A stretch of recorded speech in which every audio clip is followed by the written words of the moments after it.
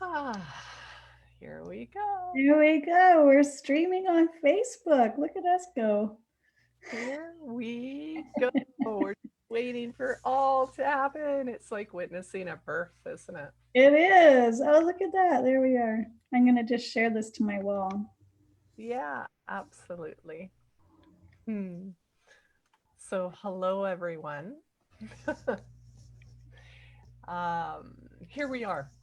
I'm here with Jill Prescott at Wild Heart Sisterhood interviews. I'm here to enjoy a cup of tea with Jill, enjoy some time with Jill, and really speak into the woman behind the scenes of the work and the gift that she is to our world. Um, yeah, so hi, Jill. Welcome to episode 2. Thank Yay. you. Thanks, Patricia. You know, it's always good to spend time with you. Yeah, yeah. And so, everybody, we were talking and chatting before we went live. And it's when you're back here witnessing, it's like live. It's almost like you're watching for this birth to happen. you know, it's always this beautiful way to connect. So, in saying that, one of the inspirations, Jill, of Wild Heart Sisterhood interviews is people like yourself and having the opportunity for the next 20 to 30 minutes just to speak to each other, to have memory and offer, from our hearts what we want to offer to other women out on Yeah. the planet and world. Mm. As I was sitting here enjoying you, I was remembering the first time we met. And I know that, my mind knows the location, knows the time of day, probably what you were wearing. The feeling I had was that we actually found each other. I felt very much like we had walked this planet together before, that very much kind of the devotion that I witnessed in you was in the same frequency as the devotion that moves in me. Yeah. So when I saw you, I was like, ah, there she is. Sister, you are. Yeah, and I was kind of in the beginnings of my journey, in that way. When you and I met, um, I wasn't that far out of the career I had left, and so it was a really intense time for me. I'd been really pulled through the ringer. Hey, Chris, I'm just on a call on a live. Sorry, he's in the background making noise, and it's irritating me. Oh, divine partnership. Partnership. That's right, exactly. It brings out like the soft, loving mother Sophia energy, and it also brings out the Kali energy. Yeah. So yeah, when you and I met, it was quite an intense time for me, and I was really kind of seeking how I would get my work out in the world that I felt really called to. I didn't even really know what my work was yet. I mean, I was sure that I was going to be doing clinical hypnotherapy exclusively, and then that wasn't it, and then I was going to speak, and that really wasn't it. And now, like, all these years later, with everything else that I've done, all of that is a part of it, and Yeah, none of it is it. yeah, yeah. It's amazing, right? Yeah. I want to share with everyone here that um, one of the places that I got to experience you, and it was an honor to witness you do a TED Talk, Hmm. to witness you tell of your story and part of your growth, part of that movement that you had in your own beingness, part of Hmm. your becoming. Another through these interviews, I'm speaking to women as they're coming into their becoming. And Hmm. so it's like you just spoke into it that it was pieces or glimpses. Yeah. It wasn't quite fully arrived yet Mhm. into who you are now and Yeah. what you offer and how you hold another. Yeah. Yeah, and that's definitely, I think that it's a constant evolution. You and I have spoken of that before. There's no like, I've arrived. The mind would love to think that, Oh right? gosh, it'd be so nice. But it doesn't work that way, Like one thing that I have really I want to say wrestled with, I suppose, or that has been something on my heart that my heart has been attempting to language for a really long time, which has become a little more clear now, although still, there's something still about it, and that's around the whole idea of calling ourselves spiritual. That I am someone who was raised in the Catholic Church, and I can look back now with a lot of fondness and love for many parts of it. And then there was so much that I had to heal from. There had just been so much trauma and so much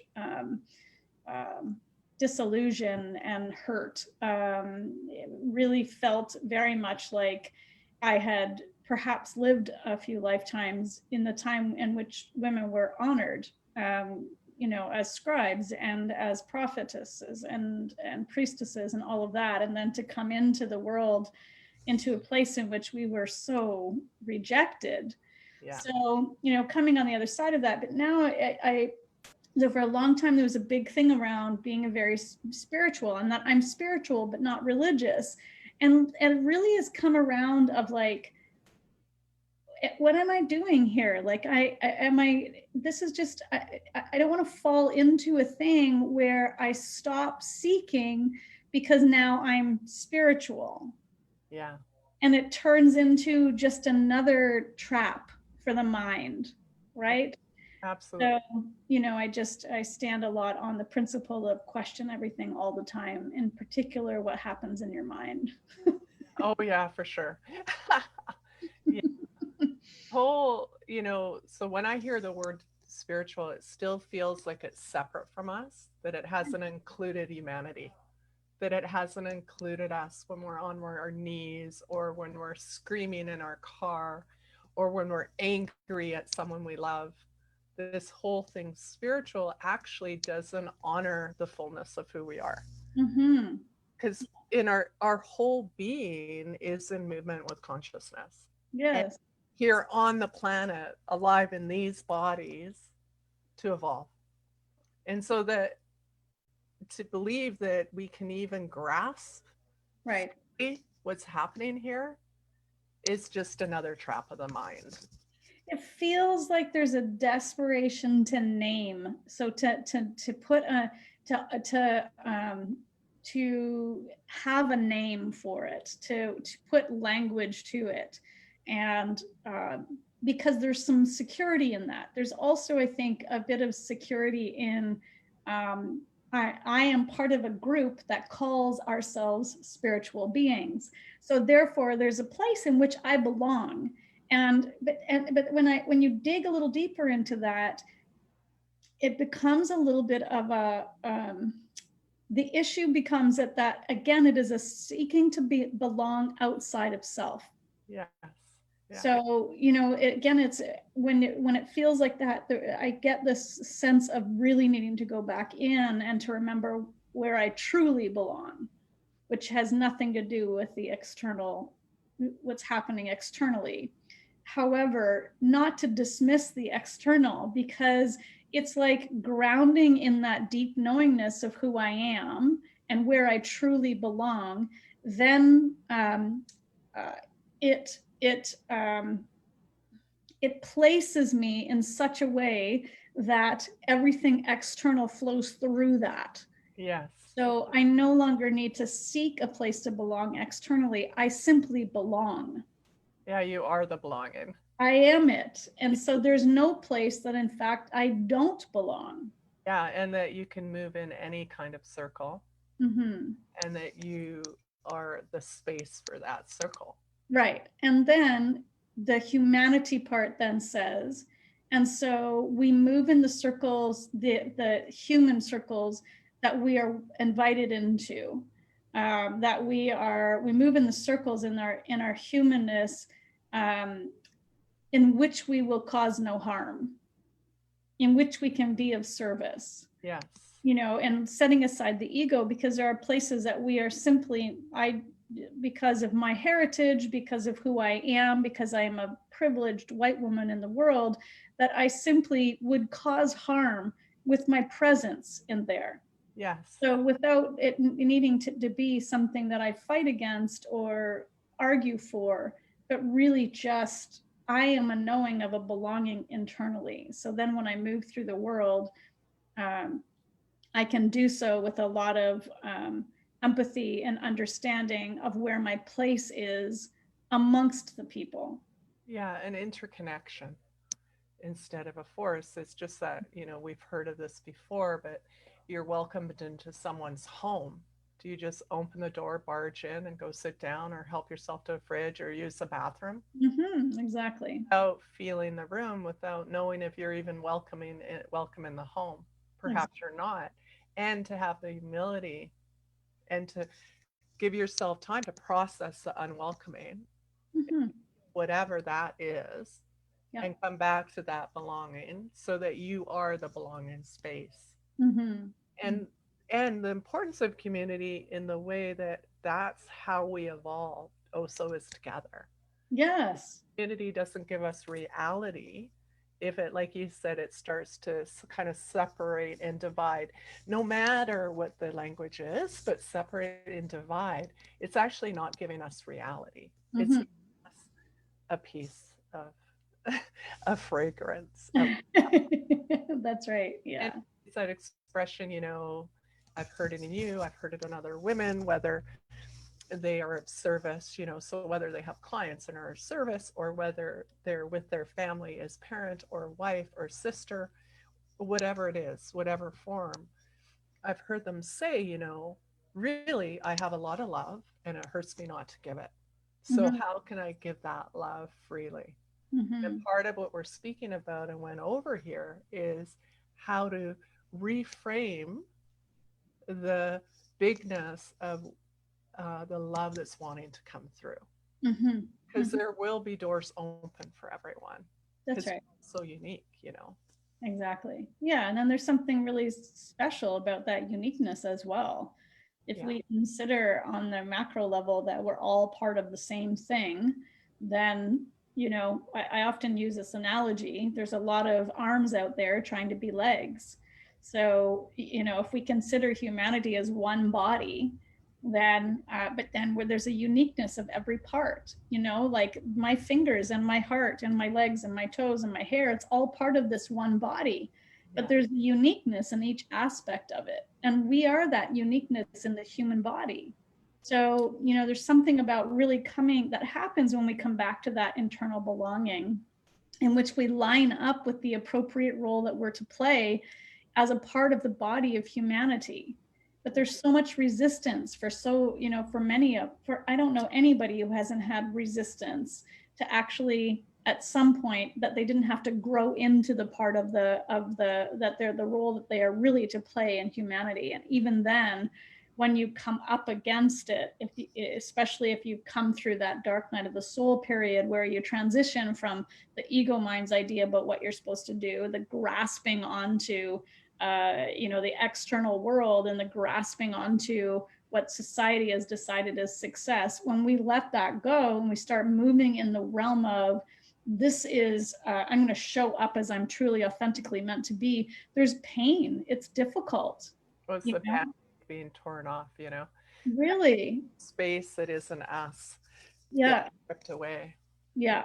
And Yeah. it's a lot of misdiagnose of that pain Very much so. and even resistance to that pain, which is understandable because it's big. And if we're not someone that has, as a woman, if we've been the strong one or the one that has it all together, and we think we have to do it on our own when we're amongst those thresholds of pain, Hmm. it can be quite a spiral. Well, there's, yeah. And in those moments when we can remember somewhere back here, oh, this is when I reach out. This is when I find another to support me. Yes. Has gone through similar, not the same, but similar to what I've gone through, that person, whatever their title is, can hold me. You know, Yes. in our humanity, like, isn't it interesting the ego mind looks at the title, and yet the being, the soul, the activator, the heart looks for the knowing. That's right. So, and we know it's when, what are they, every time a woman meets, we're receiving 90% of our communication by what we feel and sense, Absolutely. only a little bit by the words. Yeah. And Yeah. I'm sure that you have heard this before. I've heard it a lot. I don't know why, but I need to work with you. yes, yeah, yeah. I love it when I'm sitting down to have my coffee and someone sits down. I called her. Every time I hear your voice, I start to cry. Yeah, yeah. It's Mhm. beautiful. Well, We and that I think is the healing of this. There's been such a massive wound for women with other women, and there's been such a massive, very heartbreaking separation for women against women, and it's really unfortunate because there's been a loss. There's something really deep to grieve there. absolutely. Yeah. Yeah. Yeah. And interestingly, I'm curious, I suppose, because like I've had friendships all of my life with women, but in most cases there was a little bit of an underlying tension. Like there wasn't 100%, I didn't 100% trust the Yeah. other woman, right? But at this point in my life, there are women like you in my life that I would, if there would be nothing, there's nothing between us. There is no mistrust whatsoever. There's no competition. There's nothing there in the space. And I wonder if partly that comes with our age, It could so I'd be curious to know if the younger women, if perhaps we've moved into a different realm or if it's just because I'm older. Well, here's the thing. I loved it when when my kids were little, I learned to snowboard. Okay. I'm not good on a board. I'm not good on ice, but I was so determined to do something physically. I have two boys. So I was really determined. They were learning to ski. One of them was snowboarding already. So I would jump on that board and what did I do? I fell all the time. I went fast and I fell. And I never mastered it. However, what I saw was each time I got on the board, something was worked out in me. Mm, So each time I got on the board, something more important than learning to snowboard came into my awareness. And it mm, was just being with them. So mhm. I feel like you said, women our age, or women moving from our younger age into, the moving into sage, this transition between probably 45 and 55 towards their 60s, there's a surrender in it that Mhm. we've been on the planet, with so many sunrises and sunsets, so many winters on the planet, that we come into a place where we get to move into the spaces. It doesn't matter what other people think. We're Mhm. referencing who we are. And we've done enough healing from our background, our history of our family, any pain in our Mhm. family. We've done enough healing that we're no longer under the umbrella of what happened in our childhood. It, Yeah. it's not that we don't have feelings to it. It's not that it doesn't pop up and we Mhm. process a little bit more. However, it doesn't have the hold on us. Yes, yes, I would agree with that.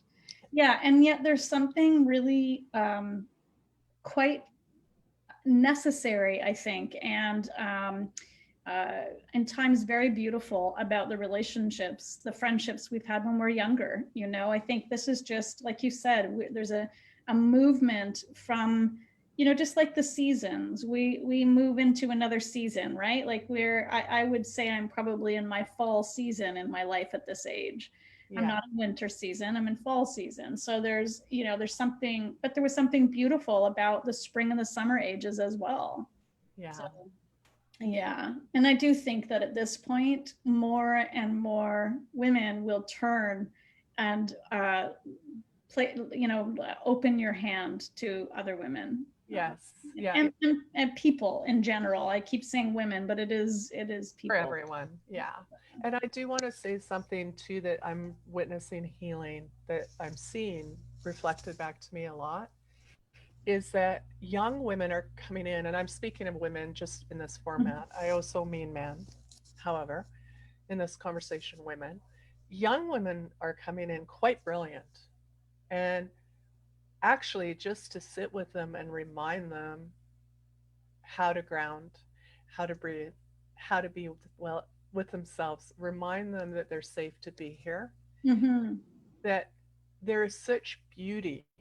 So when as we have more time on the snow, more time on the board, there's still much beauty to be received on the other side. Mm. That the inner work of our being, that this, just for a conversation, that this heart and soul journey is that it's cross decades. Yes. That just as I give to a woman, say in her 20s, she gives to me Mm-hmm. twofolds in the honor and the witnessing of her Yeah. growing. That Absolutely. then all of us have the capacity to receive. And it's super important to not only give, but to receive. 100%. Receiving is the beauty and Mhm. the grace that's available for everyone. Yeah. 100%. Yeah. Yeah. I'm just enjoying this, and I'm looking at the time and I went, holy cow, I feel like we could talk for hours. But we have, so I'm sure we could. We've talked for days. I just wanted to ask, what do you feel like if you were to look back when you were little, really little, Hmm. and when you're little and you have those inspired, oh, I want to, or if I only, or whatever it is, what would your little girl say to everyone out in the world? Hmm. Yeah, that's a tough one for me. I suppose. Hmm, Hmm. what would she say? What would she say to other little girls out there, or women? I don't know. I think that I think if I go back far enough, um, she was quite in her body, Yeah. very like loved what her body could do, loved the play that it could have and the bendiness of it and the like, just the reality of being here in this body that felt at that time so limitless. And so perhaps that, enjoy that time and know that it is just part of an evolution. That it's the way that you the way that I connected with my body as a child. I never looked at it when I was little as if there was something wrong with it. Yeah. It was just this space to contain joy and play and movement and all of that.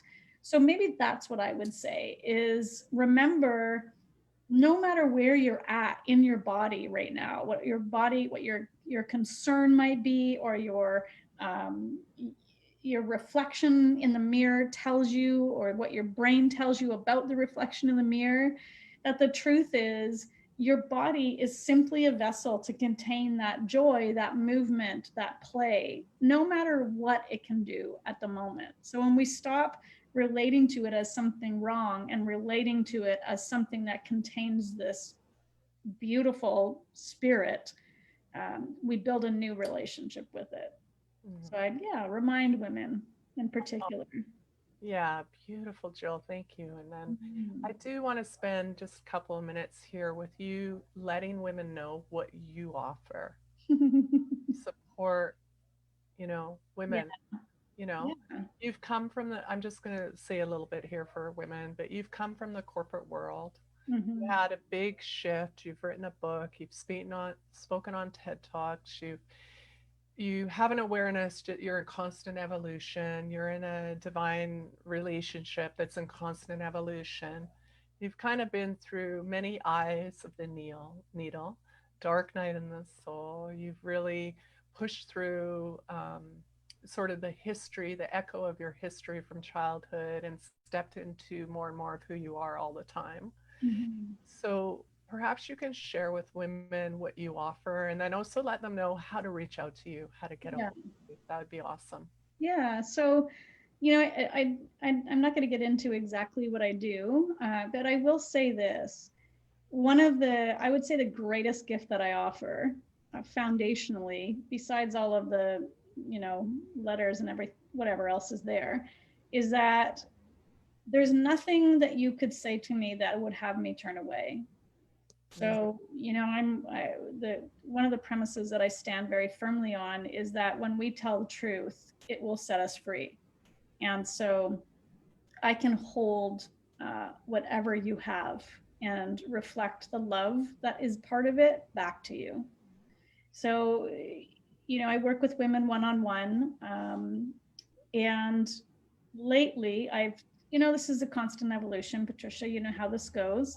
Uh, Yeah. I'm deeply intuitive and I've been channeling since the beginning of this work, since I left the corporate world.